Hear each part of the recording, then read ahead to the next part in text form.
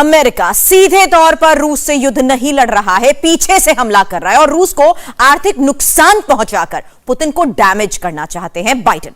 मगर पुतिन ने ठान रखा है वो इस युद्ध को अंजाम तक पहुंचाकर ही दम लेंगे, वो रुकने वाले नहीं हैं। अगर पुतिन को, अगर ज़ेलेंस्की को कोई समझ सकता है तो वो है प्रधानमंत्री नरेंद्र मोदी, जो उन्हें समझा सकते हैं। इकलौता भारत ऐसा देश है जो सक्सेसफुल रेस्क्यू ऑपरेशन भी चला रहा है और प्रधानमंत्री मोदी पुतिन और ज़ेलेंस्की से बात करके युद्ध खत्म करने की कोशिश भी कर रहे हैं। आज भारत के लिए अच्छी खबर यह आई कि सुमी के वॉर जोन में फंसे सभी 694 भारतीय छात्रों को सुरक्षित बाहर निकाल लिया गया। मगर इंडिया का अगला टास्क पूरी दुनिया को वर्ल्ड वॉर 3 के डेंजर जोन से बाहर निकालने का है। मोदी इसके लिए क्या कर रहे हैं और दुनिया मोदी के एफर्ट्स को कितने नंबर दे रही है, रिपोर्ट से समझिए।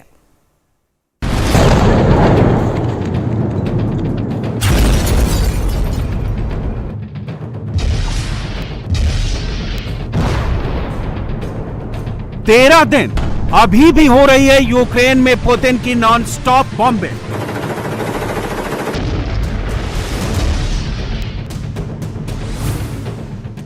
दो हफ्ते से दुनिया बैकफुट पर है। मोदी इकलौते ऐसे लीडर हैं जो दो रेस्क्यू ऑपरेशन चला रहे हैं।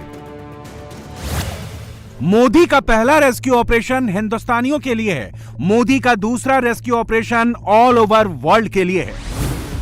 तभी तो रूस से लेकर यूक्रेन तक, अमेरिका से लेकर फ्रांस तक संभावित वर्ल्ड वॉर 3 के खतरे के बीच सबकी नजर सिर्फ एक ही नाम पर है और वो नाम है इंडिया। वो लीडर हैं Modi. Говорив із прем'єр-міністром Індії паном Моді, говорив із прем'єр-міністром Індії паном Моді. Prime Minister Modi, we call on him to continue reaching out to President Putin and explaining to him that this war is against the interests of all. As we emerged from the Cold War 30 years ago, a new India emerged between India and Russia, and explain from the Indian standpoint why that relationship is so important to the government and their people. जिस वक्त Putin के बम Ukraine को खून से लाल कर रहे हैं, उस वक्त बीच का रास्ता निकालने का, टेबल पर बैठकर बात करने का इकलौता रास्ता भारत से ही होकर गुजरता है।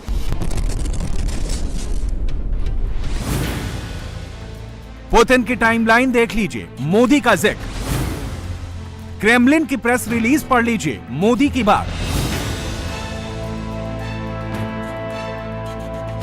मोदी पुतिन की बातचीत पर क्रेमलिन ने जो शब्द लिखे उस पर गौर कीजिए। भारत के प्रधानमंत्री की गुजारिश पर व्लादिमीर पुतिन ने रूस और यूक्रेन के प्रतिनिधियों के बीच हुई बातचीत का ब्यौरा दिया। क्रेमलिन की प्रेस रिलीज की आखिरी लाइन पर गौर कीजिए। नरेंद्र मोदी ने रूस यूक्रेन के बीच जारी युद्ध को जल्द से जल्द खत्म करने के लिए किसी भी प्रकार की मदद देने की पेशकश की है। बात सिर्फ मोदी और पुतिन तक सीमित नहीं है, एक चेन बन रहा है। इस चेन की हर लाइन में मोदी हैं। मसलन फ्रांस के राष्ट्रपति इमैनुअल मैक्रो और पुतिन की भी बात होती है। मोदी और मैक्रो भी हॉटलाइन पर जुड़ते हैं, रूस यूक्रेन मुद्दे पर डिटेल में डिस्कशन करते हैं। अमेरिका भी शॉर्ट नोटिस पर क्वाड की इमरजेंसी बैठक बुलाता है। एक ही फ्रेम में मोदी देखते हैं, बाइडेन नजर आते हैं। अमेरिका से लेकर ऑस्ट्रेलिया और जापान तक चर्चा यूक्रेन पर होती है और हर देश के राष्ट्राध्यक्ष का फोकस भारत पर होता है, प्रधानमंत्री मोदी पर होता है।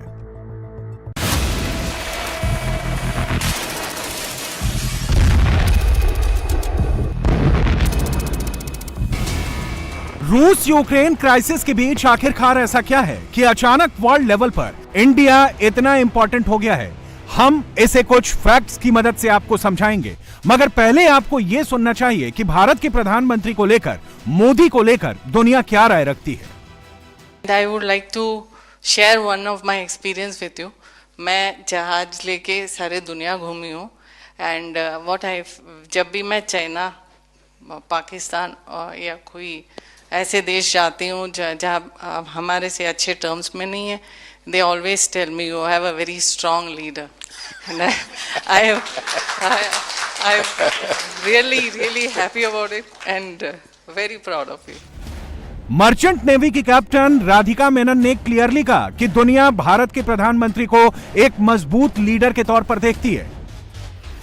यानी वैश्विक तौर पर भारत अब कोई छोटा मोटा प्लेयर नहीं है, एक डिसीजन मेकर है। रूस यूक्रेन क्राइसिस के बीच भारत की विदेश नीति को भी इसी संदर्भ में देखा जा सकता है। इसे कुछ नंबर से समझिए। यूक्रेन पर रूस के हमले के बाद व्लादिमीर पुतिन वर्ल्ड के सिर्फ 3 लीडर से सबसे ज्यादा बार हॉटलाइन पर जुड़े। पुतिन और फ्रांस के राष्ट्रपति इमैनुअल मैक्रों के बीच 4 बार बात हुई। इजराइल के पीएम और पुतिन ने 3 बार बात की। इसके अलावा इजरायली पीएम मॉस्को जाकर भी पुतिन से मिले। इन 2 वर्ल्ड लीडर्स के अलावा पुतिन से सबसे ज्यादा अगर किसी राष्ट्राध्यक्ष ने बात की है तो वो हैं नरेंद्र मोदी। मोदी और पुतिन की 3 बार फोन पर बात हुई।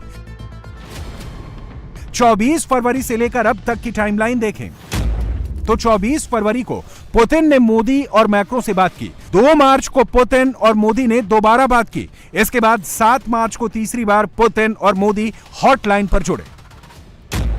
3 बार पुतिन और 2 बार जेलेंस्की से बात करने के बाद हर बार मोदी ने एक ही मंत्र दिया और वो मंत्र था डायलॉग का, बातचीत का।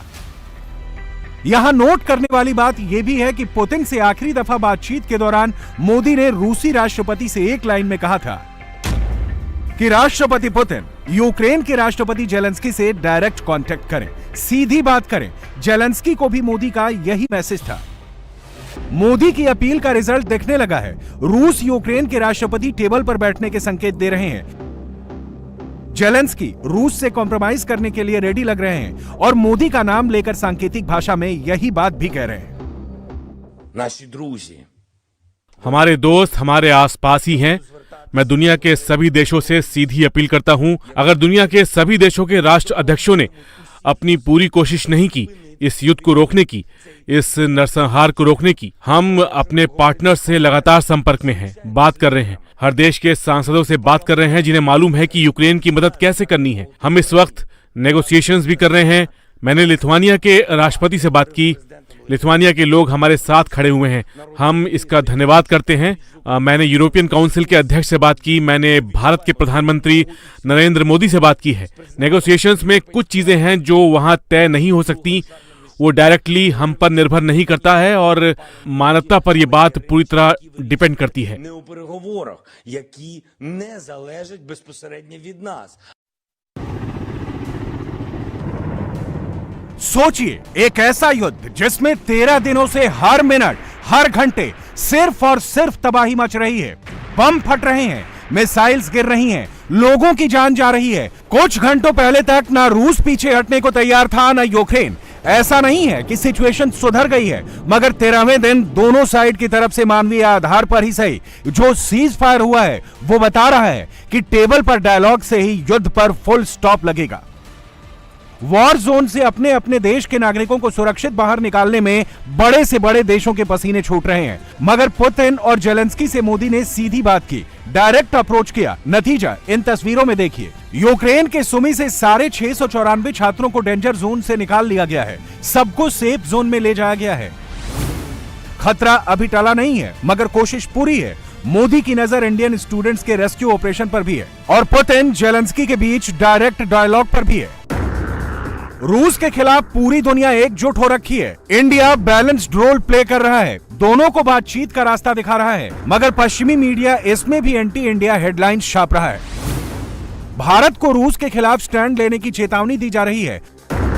भारत के स्ट्रेटेजिक रोल पर सवाल खड़े किए जा रहे हैं। वॉल स्ट्रीट जर्नल से लेकर तमाम बड़ी संस्थाएं अचानक इंडिया इंडिया करने लगी हैं। इसे आप इस तरह से भी समझ सकते हैं कि इंडिया वैश्विक स्तर पर बड़ा प्लेयर बन चुका है। भारत जो कहता है उसका असर दिखता है, मगर मौजूदा स्थिति में भारत ने तटस्थ रुख अपनाया है। इसकी भी अपनी वजह है। भारत गुट निरपेक्षता की परंपरागत विदेश नीति पर चल रहा है, जो मूल्यों पर आधारित रही है। यह भारतीय विदेश नीति की बुनियाद रहा है। गुट निरपेक्षता के कारण ही शीत युद्ध के दौरान भारत ना ही सोवियत संघ और ना ही अमेरिका के कैंप में गया। भारत आज भी उन्हीं सिद्धांतों पर चलते हुए और अपने राष्ट्र हितों को देखते हुए क्वाड जैसे मंचों पर अमेरिका के भी साथ है, तो दूसरी तरफ चीन के दबदबे वाले शंघाई कॉरपोरेशन ऑर्गेनाइजेशन और आसियान के भी साथ जुड़ा हुआ है। रूस भी शंघाई कॉरपोरेशन ऑर्गेनाइजेशन का अहम सदस्य है। और वैसे भी किसी भी देश की विदेश नीति की सबसे अहम कसौटी हमेशा राष्ट्रीय हित को ही माना जाता है और भारत इससे कॉम्प्रोमाइज नहीं कर सकता। डिप्लोमेसी के हिसाब से रूस यूक्रेन मुद्दे पर भारत का स्टैंड सटीक है और जिन देशों को इससे आपत्ति है उन्हें कुछ नंबर्स देख लेने चाहिए। रूस यूक्रेन युद्ध शुरू होने के बाद ग्लोबल वर्ल्ड लीडर्स की लेटेस्ट अप्रूवल रेटिंग में नरेंद्र मोदी 74% के साथ पहले स्थान पर हैं। यानी ताजा सर्वे में जिन्होंने मोदी के लिए वोट किया वो हिंदुस्तानियों के रेस्क्यू ऑपरेशन से भी संतुष्ट हैं और यूक्रेन रूस युद्ध पर भारत के रुख का भी समर्थन करते हैं। इसी पैमाने पर दुनिया के बाकी वर्ल्ड लीडर्स के नंबर्स देख लीजिए। अमेरिकी राष्ट्रपति सिर्फ 42% की अप्रूवल रेटिंग के साथ 5वें स्थान पर हैं। कनाडा के पीएम जस्टिन ट्रूडो 41% के साथ 7वें, ऑस्ट्रेलिया के स्कॉट मॉरिसन 40% के साथ 9वें, फ्रांस के इमैनुअल मैक्रो 37% के साथ 12वें और ब्रिटेन के बोरिस जॉनसन सिर्फ 34% के साथ 13वें स्थान पर मौजूद हैं। मोदी और बाकी वर्ल्ड लीडर्स की अप्रूवल रेटिंग के बीच 40% का फासला है। इससे अंदाजा लगा लीजिए कि दुनिया की नजरों में भारत के प्रधानमंत्री का रोल कितना बड़ा है। रही बात इंडिया की, भारत के 72% लोग मानते हैं कि इंडिया राइट ट्रैक पर है। अमेरिका के 65% लोगों के मुताबिक उनका देश रॉन्ग ट्रैक पर है। कनाडा रॉन्ग ट्रैक पर है, ऐसा 59% लोग मानते हैं। ऑस्ट्रेलिया के 53% लोगों के मुताबिक उनका देश रॉन्ग ट्रैक पर है। फ्रांस के 69% लोगों को लगता है कि उनका देश रॉन्ग ट्रैक पर है, जबकि ब्रिटेन के 64% लोगों के मुताबिक उनका देश रॉन्ग ट्रैक पर है। यानी जिस वक्त दुनिया के सारे वर्ल्ड लीडर, सारे ताकतवर देशों की अप्रूवल रेटिंग डाउन है, उस वक्त भारत इकलौता ऐसा देश है, नरेंद्र मोदी इकलौते ऐसे प्रधानमंत्री हैं जो मुश्किल से मुश्किल सिचुएशन में भी फ्रंट से लीड कर रहे हैं। यूक्रेन से हिंदुस्तानियों का रेस्क्यू ऑपरेशन भी सफलतापूर्वक चला रहे हैं और पुतिन जेलेंस्की को बातचीत का रास्ता दिखाकर पूरी दुनिया को भी वर्ल्ड वॉर 3 के खतरे से रेस्क्यू कर रहे हैं। इंडिया टीवी हर वक्त हर जगह डाउनलोड करने के लिए सर्च करें India TV news Google play store या ऐप स्टोर पर।